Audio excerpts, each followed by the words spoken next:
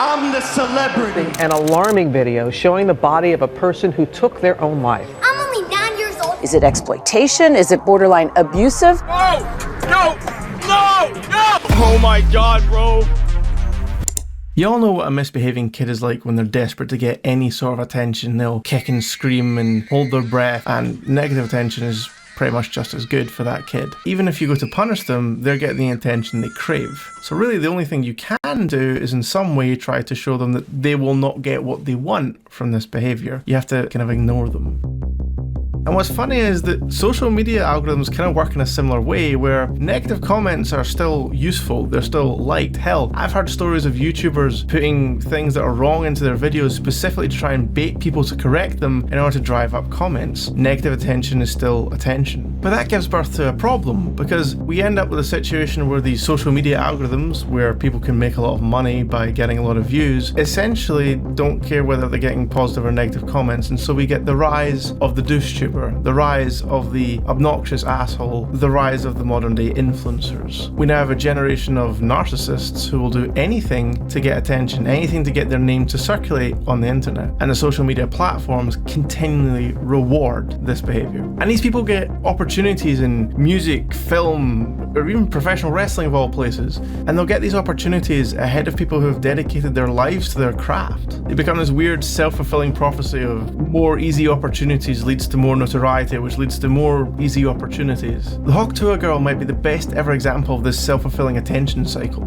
She went from a random person on the street to an influencer complete with a 9 podcast and crypto scam virtually overnight. And doesn't this show us that none of these people are actually special? Had she not done that street interview, she'd not have garnered attention anywhere. She'd still just be that average person in the street, and she still is an average person. This idea that we should care about these influencers, it's all a mirage, an illusion. None of these people are actually important. None of them produce or do anything meaningful. They're cardboard cutouts, they're utterly interchangeable, faking everything for the camera, their collaborations, their manufactured drama, all of it. It's at best a product, and at worst just garbage, filler, void nothingness. But this behaviour spreads and is becoming prevalent in other industries too. A social media rapper proudly talked about how his song went viral after he faked a DM with Eminem. To reiterate, he talked proudly about how he lied to all of his fans. I can pretty much hear people through the screen saying, oh, it's not such a big deal. Why? Why is it not a big deal? Lying intentionally, misleading everybody, this is something to be proud of now. Haha, I tricked everyone. I am an untrustworthy bastard. I'm so clever?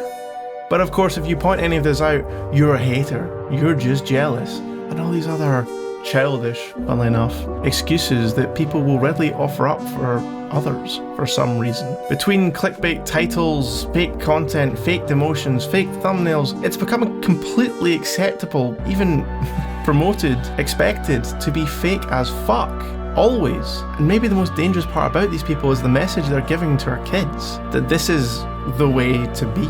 Don't bother learning or becoming talented or an expert in anything you do. No, become a vacuous, lying, obnoxious asshole who will fake everything and anything for attention and needs attention more than anything else in their lives. I'll find my young nephew watching videos titled things like, I found Bigfoot. And you and I know perfectly well that's a straight up lie, no you didn't. And so does he. I ask him about it and he says he knows the title's fake, but he clicks on it anyway, he watches it anyway. It's just expected. For him, he's just growing up with this being completely normal. And yet this is the blueprint for online success. Lie. And then you look at some of the opportunities these people get and how people who are actually deserving these opportunities would never sniff them. Look at Paris Hilton DJing.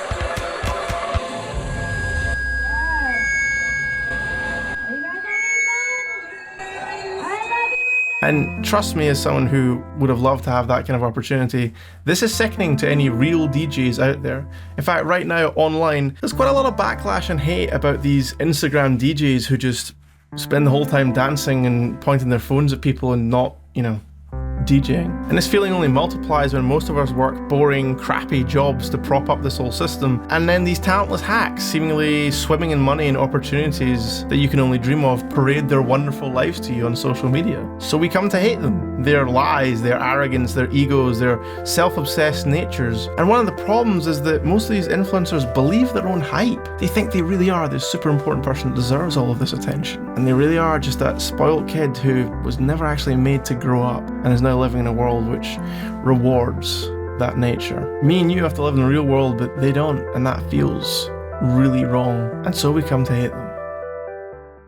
Either that, or far worse than that, we come to see them as idols. You see that in the way some people react and behave towards them, where they're almost like these god kings that can't do any wrong, and any wrong they do will be defended, deflected, whatever. I think this is because they're almost like examples of how people wish their lives were. These kind of idols of how we should all be treated in some way. Something to aspire to. I kind of wonder sometimes if that's helped by how ordinary they really are. If they can be treated this way, so can I, right? So people start to behave like them, learn their ways, and perhaps most importantly, promote their narratives, defend their image, buying into all the lines like haters are just jealous, ignoring and deflecting away from all the problems, the scams, the lies, the scandals. None of that matters. That's all just haters trying to take them down. Meanwhile, a lot of them actually are pretty intentional drama in order to stir up people talking about this influencer over and over again. And so the cycle is born. A battleground of people who hate them and people who worship them. But whichever side you're on, you're giving them the attention they so desperately craved from the start. We're funding both sides of this war, and we'll never win it that way. So what can we do when these people seem to get everything they want, when giving them attention, when pointing out their flaws, when exposing them for lying, hypocritical, horrible people only seems to boost their notoriety? What can we even do? Well, sometimes the only way to win is not to play. You'll have seen that in media over the years, that there are certain games you don't win. How could we even do that? Especially when these people are infecting everything, it seems, showing up everywhere. We're being asked to care about them everywhere. TV shows, magazines, as I said, pro wrestling, just anywhere, everywhere they're popping up. And it's happening because at the end of the day, businesses and corporations see them as valuable because they can move merchandise. Hell, they start their own merchandise, their own terrible foods, drinks, whatever. Is it even possible to get away from them at this point? Well, let me give you a real world situation and an example of what I would do. So the reason I mentioned wrestling is because a friend of mine who's a fan of wrestling told me that Logan Paul has infected that particular area of life, and that a match at the recent WrestleMania event consisted of Logan Paul beating an established industry veteran who deserved better. Meanwhile, the commentary team, who are usually supposed to have one cheering for the bad guys and one cheering for the good guys, are all promoting Logan Paul and saying how wonderful he is, reading out terrible scripts about Logan Paul's never failed at anything in his life and other such cringeworthy and nauseating quotes. Now, your natural reaction as a wrestling fan, given what wrestling is to boo this guy. But we're coming back to the same cycle again. Wrestling's actually always worked this way, where they've always wanted strong emotional reactions from the crowd. And it's been said within the industry many times that whether positive or negative, as long as they're reacting, you're getting something done, you're doing your job as a wrestler, as an act. So booing him is not going to work. They're going to keep feeding more of him because he's getting a reaction. Complaining online to friends is exactly what they want. What Logan wants, what the social media platforms want, hell, what the wrestling company want. Yeah, he's there, he's part of this thing you like. So to ignore him, you'd have to give up entirely on this interest of yours, and that seems too far. That's giving him too much power over you, right? So if I were a WWE fan attending an event, this is what I would do. I wouldn't boo him. I would turn my back, remain completely silent, go on my phone, go on the toilet break, refuse to look at him, refuse to acknowledge him, exactly the way you would with that petulant child. And I'd only turn around and start watching the show again once he's gone. Imagine an entire arena just not caring about him.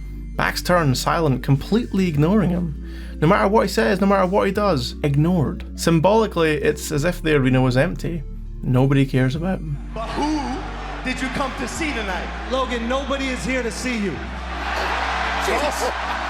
Sometimes the only way to win is not to play. My wife once claimed that the Pauls and other such douche tubers survive off of the haters far more than anyone who actually likes them. And the irony is, these people who want to watch them fall, who tune into the Mike Tyson fight to watch Mike Tyson hopefully hit this guy they hate, are giving them exactly what they want. These people are only significant because we allow them to be. If the majority of people hate them, that tells us that hatred sells. That hatred can keep them relevant essentially forever. Doesn't matter how you expose them. Doesn't matter how often you prove they're immoral, how often they get caught. It's all marketing, it's all stunts, cheap tricks. It all just keeps their name around. And why are these people even relevant at all? Why are they more important than any other normal person? Because they say so? Because others give them attention, so now you and I have to? If a critical mass of people talk about a thing, it convinces others that they must also have a view on this thing. And why do we indulge that? To be honest, we should reserve hatred for things that are truly important. We should hate human rights abuse, corruption, human trafficking, poverty, and greed.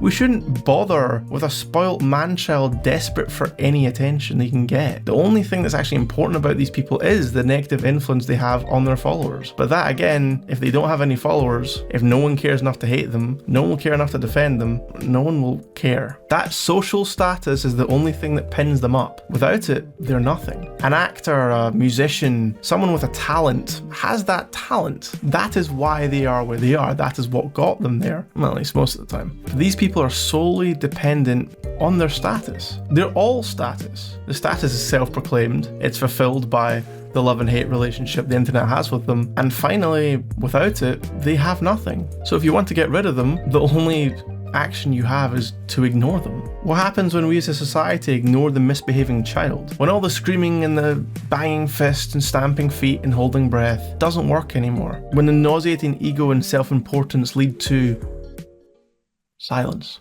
No interest, no reactions, no comments, no views, nothing. Suddenly all their arguments crumble along with their fragile egos shattering. They become like any other delusional narcissist you know. But the main takeaway from this video is that these people aren't actually worthy of your hate. They aren't worthy of your attention. They aren't worthy of your time. They simply aren't worthy, and we should stop treating them in any way as if they are.